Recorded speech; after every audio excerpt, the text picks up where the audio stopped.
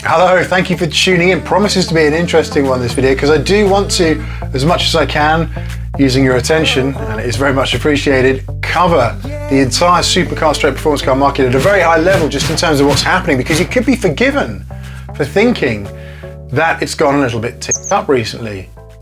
I would argue that it's already been ticked up and it's finally coming back down to earth, back down to reality, which is a good thing, because in my eyes it was a bit unsustainable and not right that pretty run-of-the-mill standard supercars are being flipped or attempted to be flipped at way over list. I can fully understand why people do it. Why wouldn't you pass up the opportunity to make a little bit of cash here and there? But it doesn't do the entire market the best favour. And if you've been buying a run-of-the-mill supercar over list, you're probably not doing the market any favours, especially yourself when it comes to reselling. But there's still pockets of strangeness happening out there, right? One of those is the Golf Type R. 333 limited edition models came up slots recently for the princely sum of €76,410 for a Golf. Sold out in 8 minutes still, so demand, Golf fanaticism is still definitely out there. But I think you're going to be waiting a long time to make your money back on that one. It could be 25 years or more. And who knows, in 25 years' time, are you still going to be able to drive an ICE car?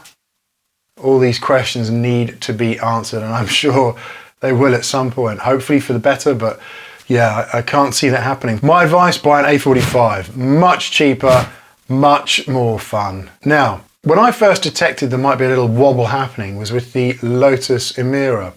There was a lot of hype about this car, and rightly so. It looks fantastic, goes well, great inside. For sure, a few technical gremlins and some delays in terms of shipments, but that car had so much hype, people thought they were going to be able to flip them for significantly over list. And when it started to drop in the UK earlier this year, they were appearing on Auto Trader, indeed at over list. Prime example is the first edition, which was up for 75,995. And this version here, this model you can see here, was up back in April for 84,995. It's still there today at 69k.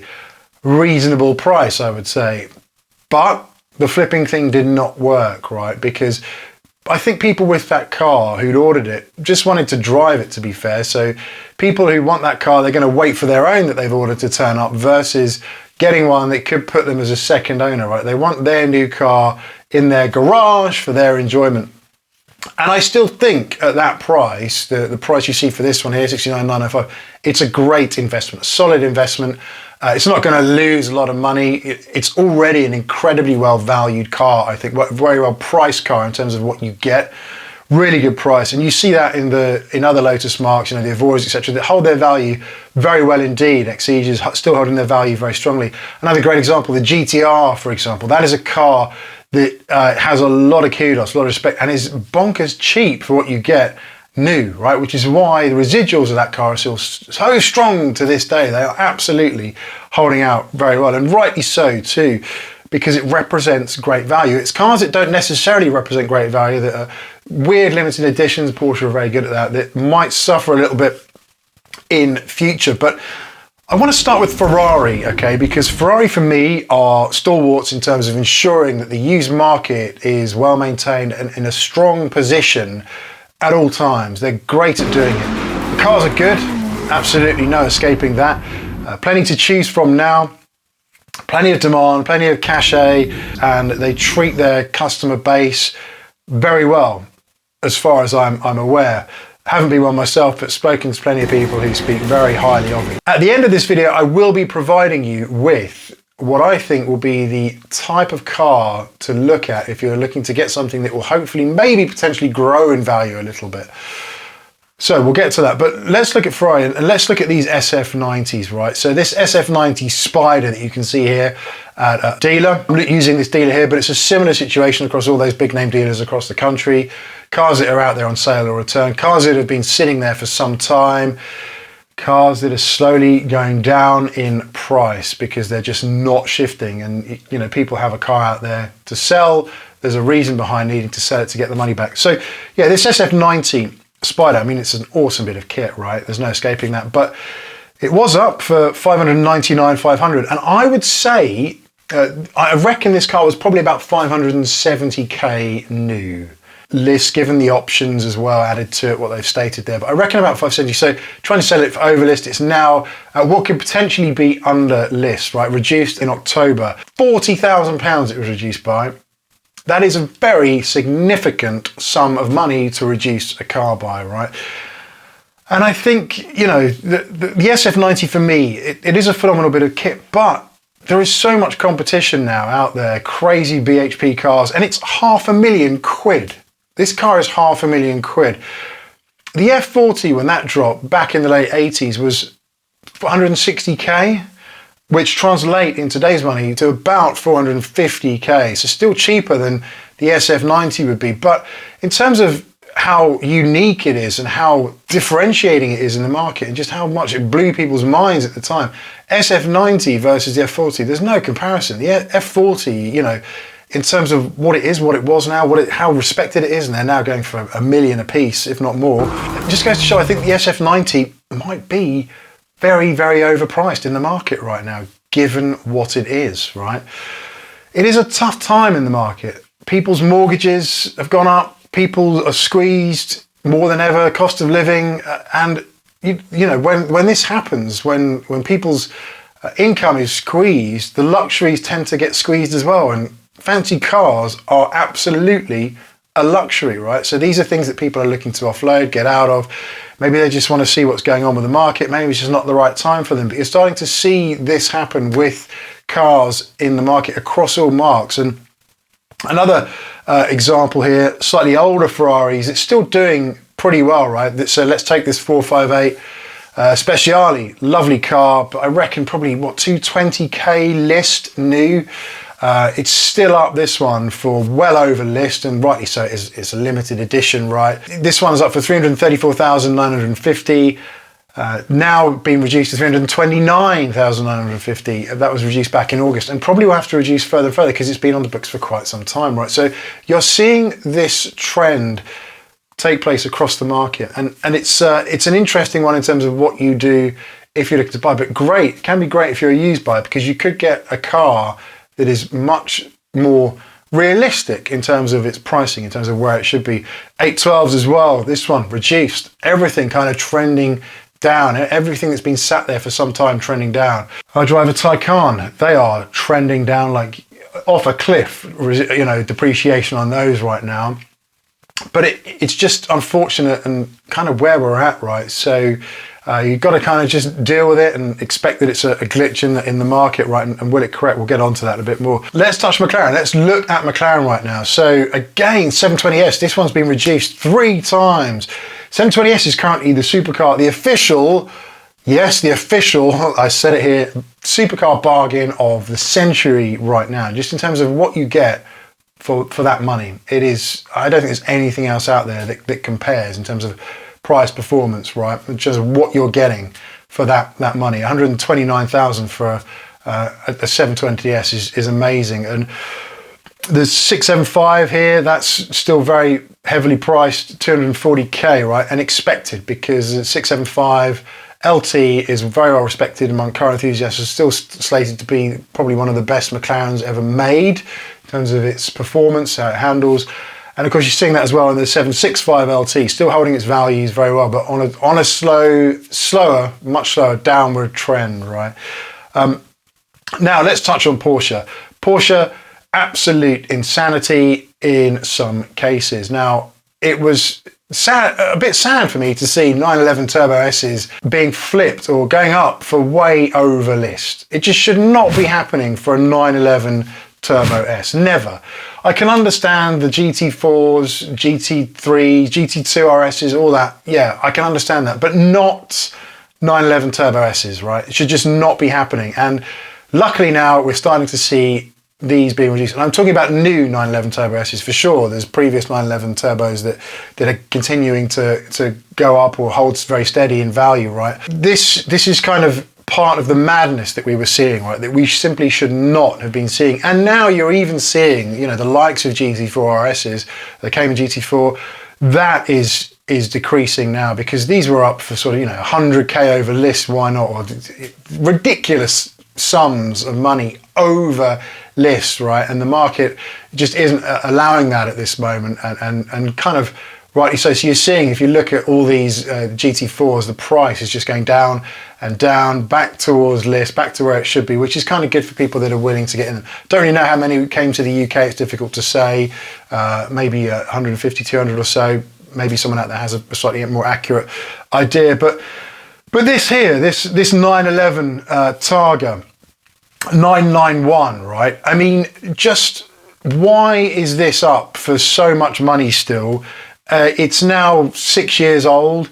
I think new they were 100k, no options, so like 120k. I just think a car this a 911 that's this old, yes, it's a Targa, shouldn't be quite as much as it is now. But you know, this is what we're seeing. It's kind of seeing this trend, this correction back down to normality. It hit 94,000 back in October and may continue to fall further, right, if it sits there. So it's great if you're kind of this used buyer now. Also 911s, right, you've got to look at 964s, G series, 993s, all still holding their value very well. They're limited. There's not many of them out there, right? The kind of demand for something a bit more retro is definitely on the increase, right? So that is something that you've got to consider as well, right? So just look at where you're potentially putting your money, right? Do you want something that is still relatively new and going to continue to depreciate, or something that's maybe a little bit older and potentially could appreciate? Now, this whole sort of situation with interest rates, etc., where we are, everything being squeezed, if we come out of this and interest rates fall again and it kickstarts the market, which I think will happen at some point, you could see a lot of cars that are very well priced because they've been reduced flying off the shelves, but time will yet decide that, I think. Now, if we look here at some graphs I put together, I've got a graph here that shows Aston Martin, Ferrari, Lamborghini, McLaren, Porsche, and I put Tesla in there, right? I know it's not comparable, but it's good just to get some perspective on the growth, right? Look at the Porsche line there in blue. This is new cars that were registered since 2015 Q1, right? So forgetting all the cars that are already out there, starting at zero, so new cars that have been registered for these brands since then. If you look at Porsche, you'll see they're on an upward curve of a ramp, right? They're trending upwards. They are a volume car producer. Look at the Tesla curve, right? Volume car producer. Look where Porsche are. Look at where all of the others are. Lamborghini, Ferrari, Aston, McLaren, right?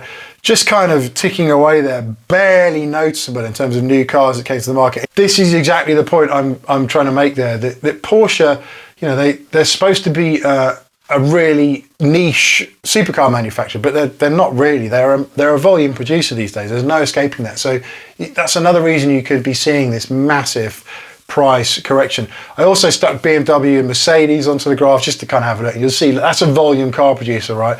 And you'll see there Mercedes starting to pull away as you move sort of through 2017, 2018, rightly so, because they became fashionable and cool. It started to take that market share away from BMW, but just interesting to look at there. So where do I think, I have to say there's so many cars to discuss, so many manufacturers to discuss, but where do I think you should be considering if you are looking to invest in cars, right? So I think we've seen peak 60s and 70s already, like the likes of the E-Type, for example.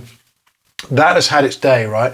And people who appreciate those cars, there's less and less of them out there, frankly. It's less enthusiasts to keep the dream alive, that the price is high for those cars, right? You kind of got to ride that wave. So if you look at specifically where we're at now, right? So 80s and 90s hot hatches, I kind of think we're at the peak of those now, right? In terms of the prices and where we're at. So it's probably not a good idea to get on those. Shows like Tiny Tempers, Bangers, Mad for Cars are out now helping to fuel that hype. And you've seen the ludicrous, crazy prices that Cosworths are going for these days. I really do think we're kind of at the peak of this curve. And if you look at my hype curve that I've put together here, in terms of where I think we're at, the cars that are yet to kind of ride into that, right, are the early 2000s cars, those noughties cars that kind of really are starting to pique people's attention right now, to get people's attention, and we're yet to see prices of those really start to rise. So cars you could look out for potentially that haven't had their peak, cars like the Mitsubishi Evo, which are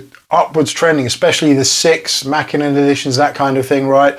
A bit later than your 80s and 90s Cosworths, the sort of early noughties cars, limited edition Subarus from back then, right? You're starting to see go up in price significantly.